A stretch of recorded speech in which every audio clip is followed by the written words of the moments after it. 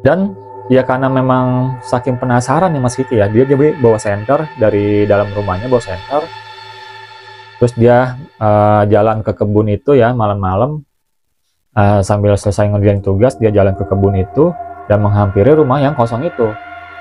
Setelah dia senter dan tiba-tiba muncul sebuah muka ya, muka wanita dan juga anaknya di jendela rumah yang kosong itu. Dan sama, dia sambil melambaikan tangan, kena senter dari Mas Kiki ini ya, dia melambaikan tangan dan tiba-tiba menghilang. Setelah menghilang, Mas Kiki balik badan, orang yang dia lihat di jendela itu ada di belakang dia, teman-teman.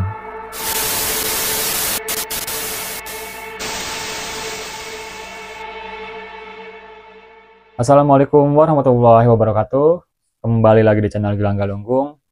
Tentunya kita masih dalam acara catatan si Gilang. Oke teman-teman, semuanya terima kasih banyak yang udah selalu setia nonton channel dari Gilang Galunggung ini. Semoga kalian dalam keadaan sehat walafiat ya. Dan dukung terus channel ini supaya lebih berkembang lagi ke depannya. Dan masukan-masukan dari kalian bakalan saya terima untuk improvement ke depannya ya.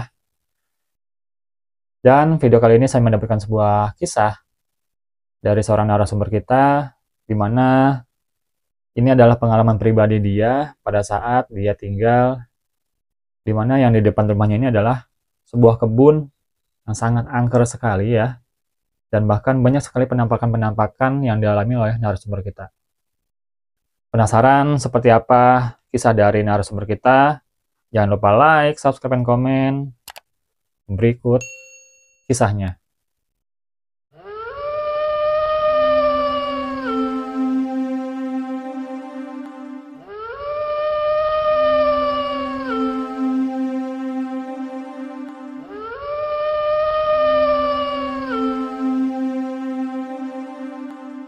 Oke teman-teman, jadi video kali ini saya akan membahas sebuah kisah dari narasumber kita yang bernama Mas Kiki ya. Jadi Mas Kiki ini dulu tinggal di salah satu desa di daerah Jawa Timur ya. Dan ya cukup asri ya, desa ini cukup asri dan juga nyaman ya. Jadi dia ini memang pindahan dari Jakarta ke Jawa Timur nih. Karena orang tuanya ini mendapatkan sebuah rumah warisan dari neneknya ya. Jadi karena orang tua dari Mas Kiki ini anak tunggal, jadi Mas Kiki ini ikut orang tuanya mengurusi atau tinggal di Jawa Timur, peninggalan dari seorang neneknya. Jadi ini cukup besar ya, rumahnya cukup besar, dan memang setelah ibunya menikah itu ya dia nggak tinggal di rumah itu ya. Jadi ini rumah masa kecil ibunya, ibu dari Mas Kiki. Jadi setelah menikah dia pindah ke Jakarta ya, ikut suaminya karena suaminya bekerja di sana. Dan kebetulan suaminya ini itu sudah resign ya, suami dari atau bapaknya Mas Kiki ini itu resign kerjanya setelah Mas Kiki besar. Dan setelah resign dia ingin mengembangkan usaha ya, ingin membuat usaha di Jawa Timur. Jadi dia mau usaha mebel karena kayu-kayu di Jawa Timur ini khususnya kayu Jepara ya itu sangat bagus banget nih buat bahan-bahan mebel ya. Jadi ya Mas Kiki dan juga keluarganya memutuskan untuk tinggal di rumah peninggalan dari neneknya ini. Setelah itu dia membuka usaha dan memang usahanya ini ya agak jauh dari rumah ya, dia nyewa ruko, sebuah ruko atau tempat bekas gudang yang udah nggak kepakai. Di situ dia mau memulai usahanya. Tapi pekarangan dari rumah neneknya Mas Kiki ini itu ya memang cukup luas, banyak banget kebun-kebun ya. Dan ada salah satu rumah itu udah nggak berpenghuni. Jadi rumahnya itu dia ada di dalam kebun ya sekitar 200 meteran ya luasannya. Dan di samping rumah-rumah itu ya memang kebunnya kebun pohon pisang ya, kebun pisang. Jadi banyak sekali pohon-pohon pisang di situ. Yang memang di dalamnya tuh terdapat rumah yang memang sudah nggak terpakai teman-teman, atau terbengkalai ya. Jadi di situ Mas Kiki tinggal ya, dan juga melanjutkan sekolahnya ya, sekolah SMA-nya di situ. Dan dia juga dapat teman-teman baru ya di Jawa Timur. Ya namanya orang Jakarta pindah ke Jawa Timur atau ke kampung ya, dia cukup canggung juga ya. Yang pergaulan di mana pergaulan Jakarta tuh beda banget nih sama pergaulan yang ada di kampung-kampung atau daerah Jawa ya. Dan memang pada saat pindah itu belum ada kejadian-kejadian aneh yang Mas Kiki alami di situ ya. Dan bahkan orang tuanya juga nggak mengalami apa-apa di situ. Usahanya juga mulai maju, mulai berkembang, usaha dari ayah Mas Kiki ini ya. Karena memang desain-desain yang dihasilkan oleh orang tua Mas Kiki ini, mebelnya, itu memang ya luar biasa ya, bagus banget. Itulah yang membuat usaha dari ayah Mas Kiki ini semakin maju di Jawa Timur. Setelah itu, ayah dari Mas Kiki ini coba untuk membuka usahanya pindah ke daerah kota ya, yang ada di Jawa Timur, ke daerah kota. Dan ya seperti biasa, orang tua dari Mas Kiki ini jarang sekali di rumah karena lebih sering ke toko mebelnya ya untuk memulai usahanya itu. Jadi Mas Kiki ini setiap hari tuh setiap pulang ke sekolah langsung ke rumah, ya memang nggak ada siapa-siapa, cuma Mas Kiki aja. Dan bahkan tetangganya itu ya jauh banget nih dari rumahnya Mas Kiki. Jarak itu memang kalau di perkampungan itu nggak seperti Jakarta ya, nempel-nempel. Kampung di Jawa Timur tuh beda-beda. Saya nggak menyebutkan nama kampungnya ya, karena takut ya ada kesalahan kata lah ya. Jadi orang tua Mas Kiki ini itu kalau pulang ya pulangnya malam banget, jam 10, jam 11 tuh baru sampai di rumah. Nah setelah Mas Kiki sholat maghrib dari masjid ya ke rumah, itu Mas Kiki setiap sholat maghrib atau pulang sholat dari masjid itu selalu melihat bahwa rumah yang ada di dalam kebun itu seperti ada penghuninya. Jadi kayak bukan rumah kosong. Ini kayaknya ada penghuni di dalamnya nih, ada orangnya nih. Tapi Mas Kiki nggak berani ke dalam ya, cuma melihat dari jauh aja. Setelah itu ya beberapa hari kemudian, sama lagi dia pulang dari masjid ya, jalan pulang ke rumahnya. Jadi Mas Kiki ini sambil minum teh dan juga mengerjakan tugas ya di depan rumah ini, di ruang teras depan ya.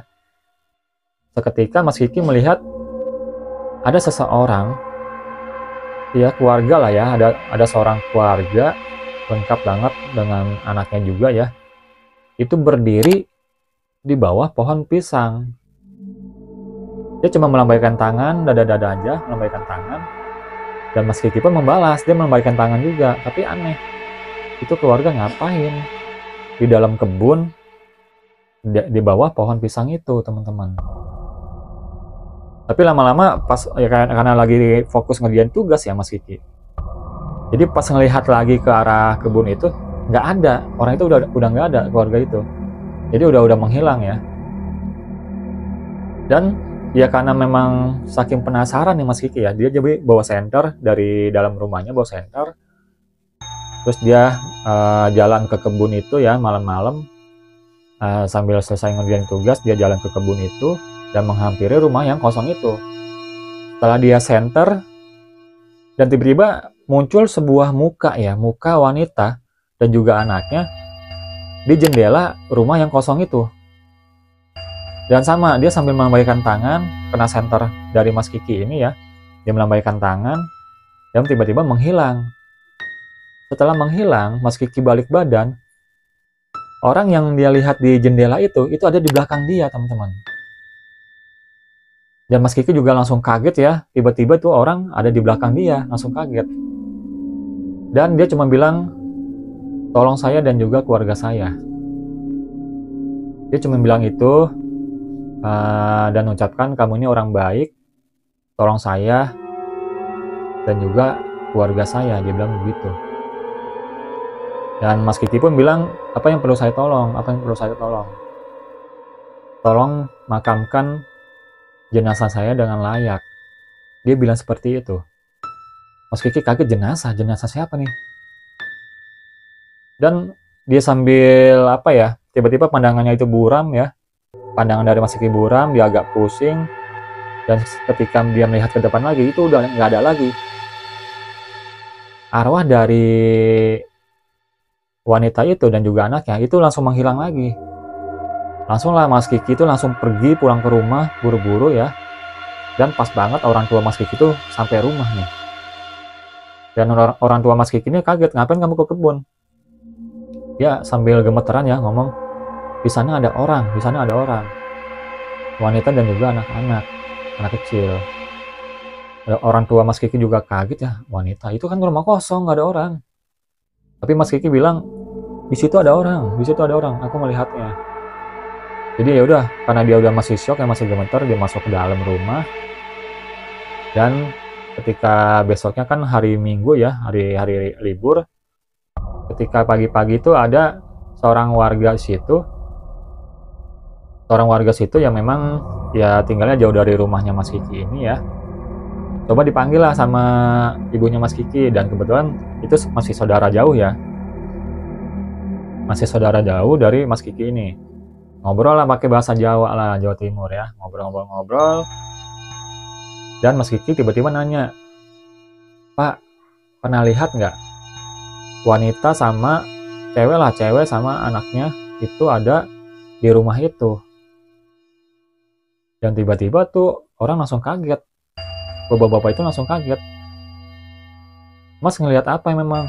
"Saya ngelihat ada cewek sama anaknya masih kecil. Itu dia minta tolong sama saya, tolong kuburkan jenazah saya dengan layak." Langsung kaget, jenazah dengan layak. Ya memang itu orang udah lama nggak kelihatan ya. Dan rumahnya juga kosong ya, begitu aja, nggak ada laporan apa-apa juga ke RT. Jadi ya pas itu dia minta tolong juga ke bapak itu, "Coba Pak, kita telusurin Pak, takutnya benar nih jenazahnya ada di area kebun pisang itu." Jadi setelah itu saudara dari Mas Kiki ini ya manggil warga yang lain juga berbondong-bondong untuk ngecek, jangan-jangan benar nih apa yang dilihat Mas Kiki ini, benar kejadian nih, bahwa orang yang lama pergi itu ya, nggak terlihat itu sudah meninggal. Jadi setelah dicek sama warga, dan tiba-tiba Mas Kiki melihat di bawah pohon pisang itu ada sebuah kain muncul ya, ada sebuah kain putih, dan itu ditarik sama Mas Kiki, kok lama-lama dalam nih. Dan akhirnya ya warga itu langsung nyamperin Mas Kiki, coba kita gali. Setelah digali, itu ada tulang belulang yang memang wanita dan juga seorang anak kecil. Dan jenazah suaminya itu terpisah dari tempat anak dan istrinya ini. Jadi ada di sebelahnya lagi tulang belulang yang si suaminya ini ya, jenazahnya.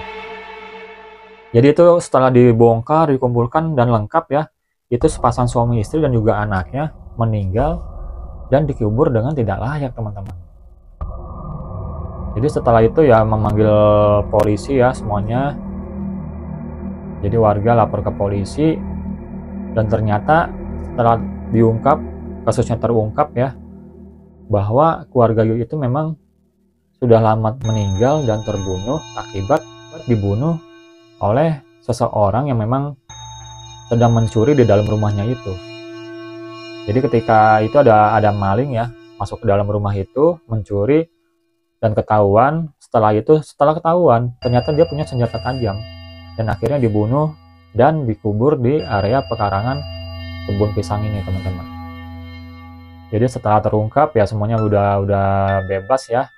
Mas Kiki juga udah nggak melihat sosok arwah itu ya, yang memang minta tolong. Tapi dia muncul di dalam mimpinya Mas Kiki. Dia bilang berterima kasih sama Mas Kiki bahwa sudah menemukan dan menguburkan jenazah saya dengan layak. Itulah teman-teman kisah dari Mas Kiki ya. Pokoknya kalau misalkan ada teman-teman yang mau kirim-kirim cerita, kisah apa lagi yang akan saya buat ya di video-video selanjutnya, itu bisa banget langsung aja email ke Gilang Galunggung di bawah sini. Pantengin terus video-video dari Gilang Galunggung, jangan kemana-mana, dan jangan juga lupa untuk like, subscribe, dan komen. Assalamualaikum warahmatullahi wabarakatuh.